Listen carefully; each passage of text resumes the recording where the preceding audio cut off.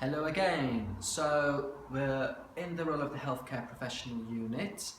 We have bypassed task 2 for now because we're going to do a bit more research as to what it is you need to do. So for this video clip, we're just going to focus on task 3. So for task 3, we're looking at the different contexts in health and social care. Okay, so for this one, it is the fun task because you will be interviewing a professional of your choice. So it can be the same professional as task 1.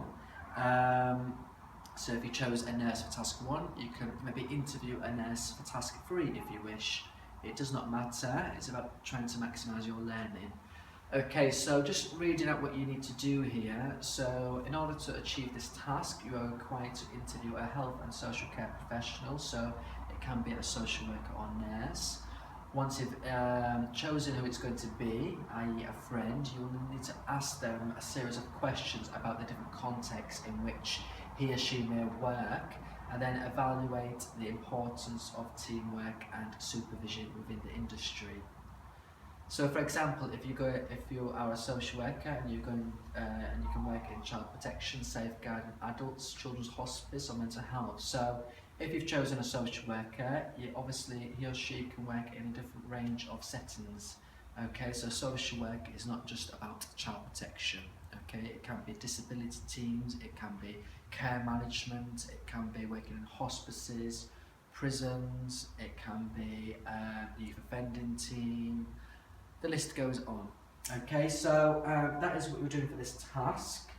So me and Paul, this week, we gave you a grid. Okay, so this is the interview grid that we want you to use. Okay, so this is mandatory. You have to use this grid. Okay, so we have about 6 or 7 boxes there which you can put your questions in. So you can write on question number 1. You may want to ask what are the roles and responsibilities of a social worker. Okay, so that could be your question number 1. So once you've wrote that in, you can get their response, and then what we want you to do is we want you to put your evaluation. So after that person has told you the answer, I want you to evaluate what they've just said. Okay, so they may say the social worker is about arranging contacts, about undertaking visits, about writing assessments, about writing court reports. So your evaluation could be saying that the role of a social worker has many. It's a very demanding job. English skills is critical. A lot of the work is about 80% of it is typing things up to computer work, whereas initially thought it was about 50% of contact, 50% of writing, so you might have realised there's a lot more paperwork and admin involved than you first thought. So that's a little example of what your evaluation could be. So it's about looking at your thinking processes and reflecting on what you originally thought. Okay, so that's the evaluation bit and the grid you need to do. So this is electronic, I'm assuming Paul's put it on. So you've got this on paper, or you can type it up, it's entirely up to you. So we're just going to have a look at some questions that you can maybe think about asking your professional. Okay, so you've chosen the one you want to choose, so it's very good if you've got a friend or family relative you want to use. So obviously choose which one you're going to use. Think about confidentiality here, so if they do talk about cases, just please make sure that you don't reveal their full name. Okay, so it could be patient X, patient S. I'm sure they'll be talking about their clients to help you understand what their role is.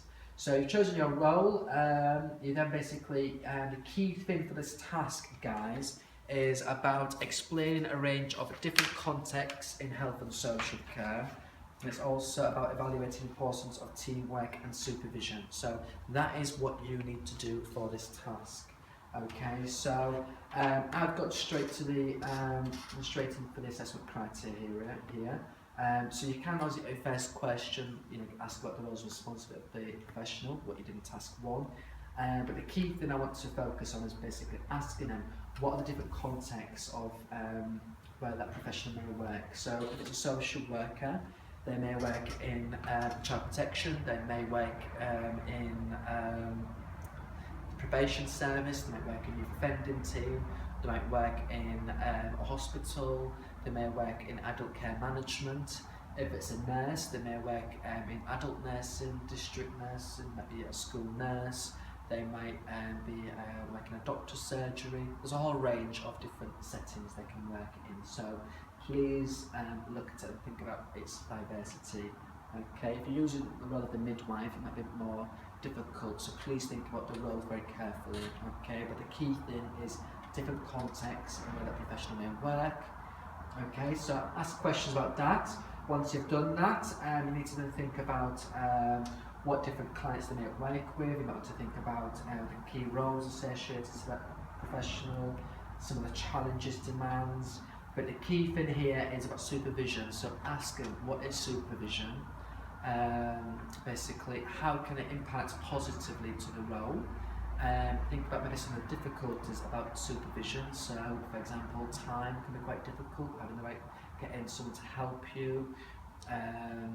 It could be like your supervisor's not really that effective, so a supervisor just needs to be very encouraging, supportive, patient, know obviously the knowledge about their job. So ask them lots of questions about supervision and how it can help him positively. Once you've done that, I've not got it wrote on here, but you need to look at teamwork. So how is teamwork effective for that professional? So, you know, does a social worker work with the police? Do they work with the youth workers? Does the social work with sexual health nurse? So my background is in youth offending team, and it was a very good model of lots of different professionals being under the one roof.